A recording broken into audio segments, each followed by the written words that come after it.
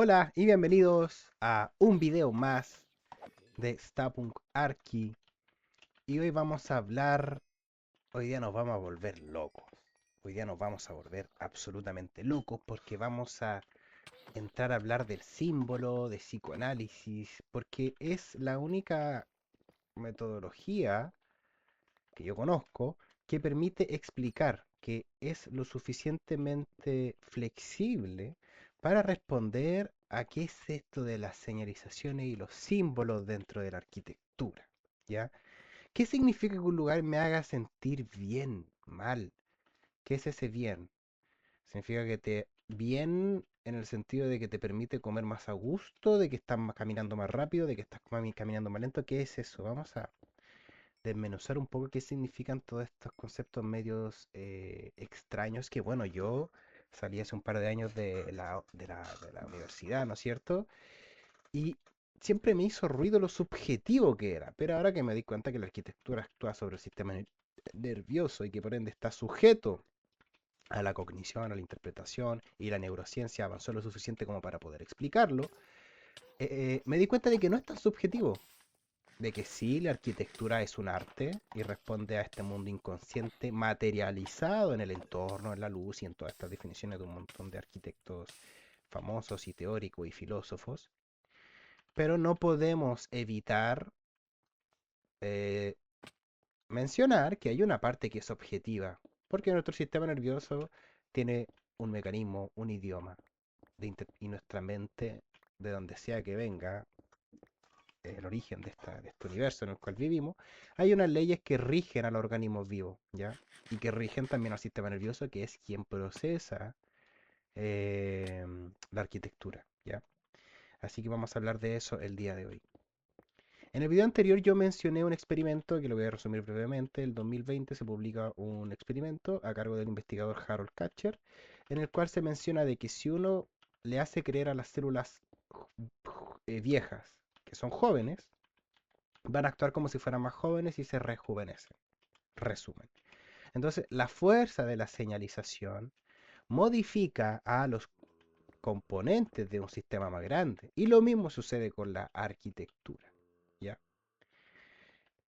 Si yo quiero hacer una iglesia, diseñar una iglesia porque me tocó el encargo, yo quiero que sea un espacio de comunión, un espacio de silencio.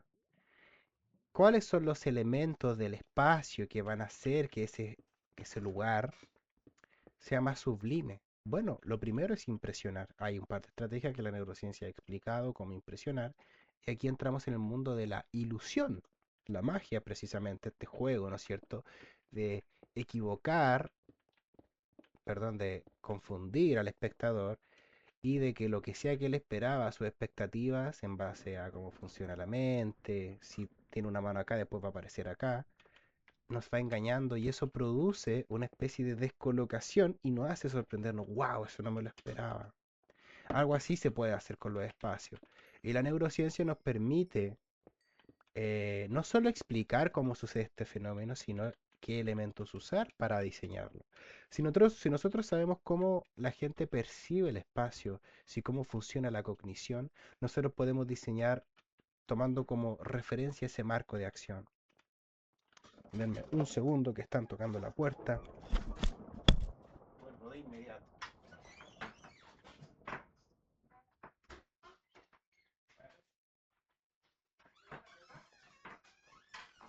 Así es. Bueno, hemos vuelto. Entonces, si estamos en un entorno que nos hace sentir más jóvenes, con más energía, quedémonos con eso más que con más jóvenes, nos vamos a mover más y está demostrado que el sedentarismo es de las peores cosas para una vida longeva, ¿ya? Entonces, eso es lo primero que vamos a decir. Ahora vamos a hablar qué es el símbolo en la arquitectura. ¿Cómo te hace sentir un espacio? Bueno, si veo mucha luz arriba me siento un poco observado, porque no sé, y ese no sé, que a veces lo escuché muchísimo en la carrera, de que no sé, pero este espacio me gusta, no me gusta, y no lo podían explicar porque no conocen lo suficiente cómo funciona su sistema nervioso. Y ahora que ya sabemos, gracias a la neurociencia, cómo funciona el sistema nervioso, aún hay mucho camino que investigar, por supuesto. nos vamos a remontar en cómo evolucionó el ser humano. Por ejemplo, los momentos de comunión, las instancias de comunión, sucedían alrededor de una fogata. Entonces, ¿qué elementos aparecen ahí? El color rojo, ver los rostros de la persona.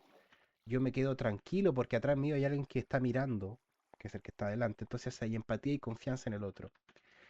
Estos espacios a día de hoy evolucionaron y son son el concepto de la cocina, ¿no? Que mientras las familias cocinan, van hablando, pero se perdió un poquito esta esencia. Y te guste o no, nosotros tenemos un cerebro que evoluciona en un entorno de hace millones de años, con las reglas de hace millones de años, ¿ya? Entonces, producir estos entornos donde todos nos miramos y donde el que está adelante mío también es aquel en el que debo que confiar porque está viendo qué peligro hay detrás mío, sigue buscándolo tu sistema nervioso.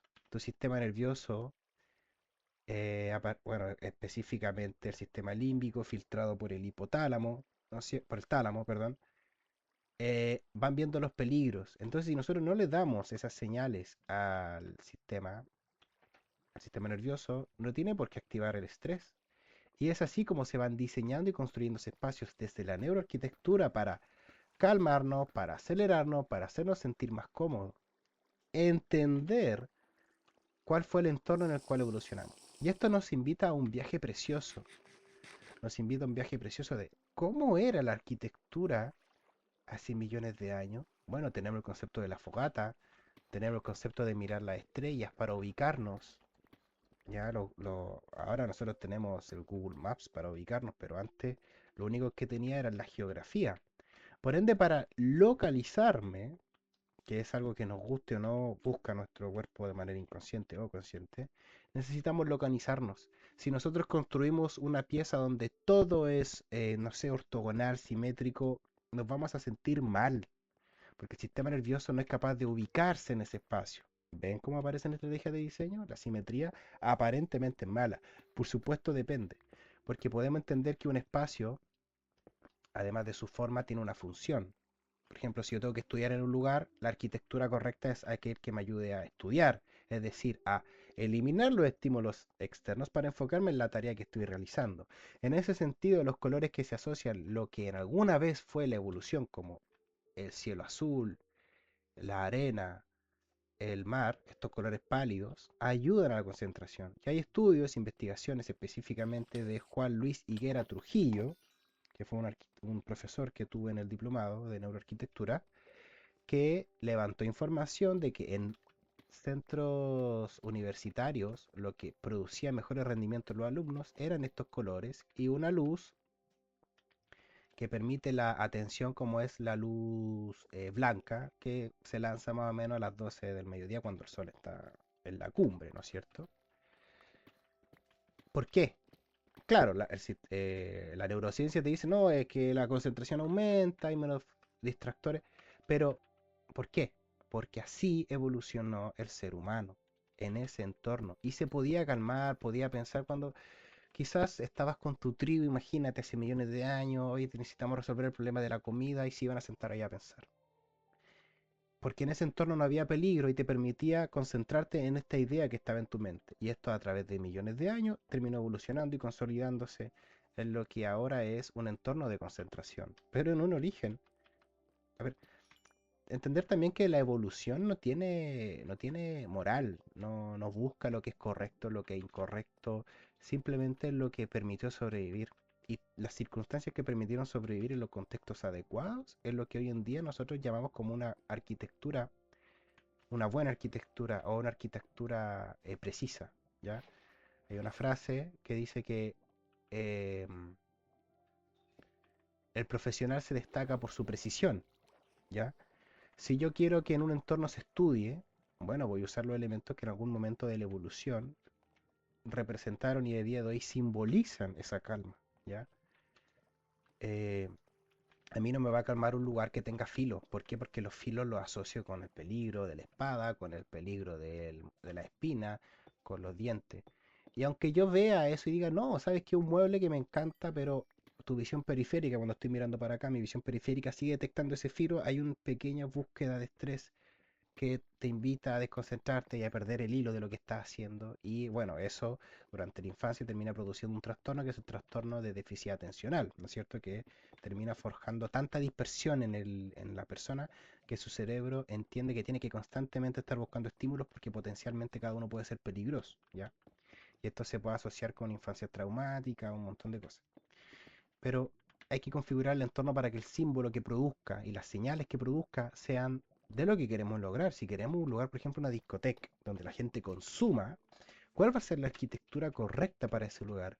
Bueno, una arquitectura que primero que nada que invite al recorrido, yo creo que la gente se mueva, que vea el resto, ¿no es cierto? Vamos a usar luces que exageren lo físico atractivo de las personas, quizá un color rojo se vea bastante bien, quizás no suficiente luz para ver no ver las imperfecciones de las otras personas, quizás una luz que venga de arriba hacia abajo y que genere este entorno un poco de seducción. Se pueden construir estos entornos.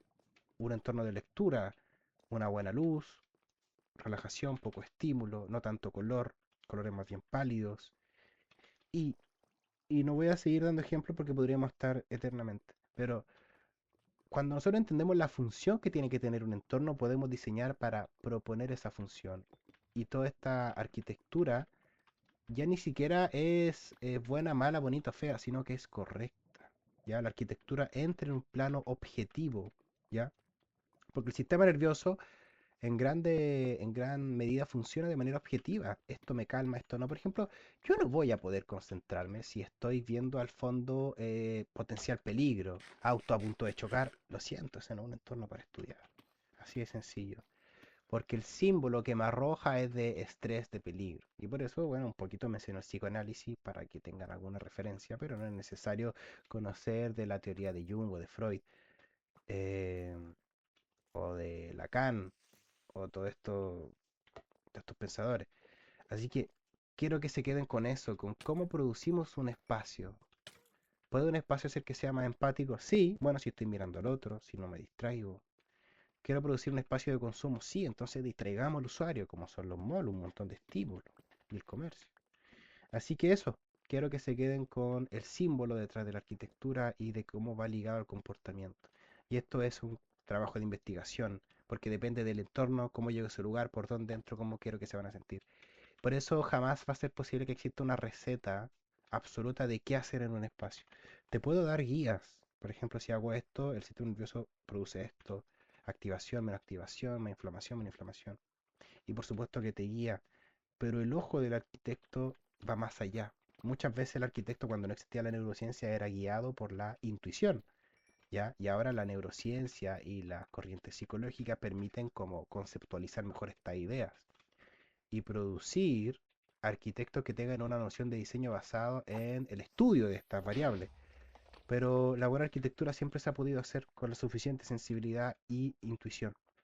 Así que nada, eso ha sido el video de hoy.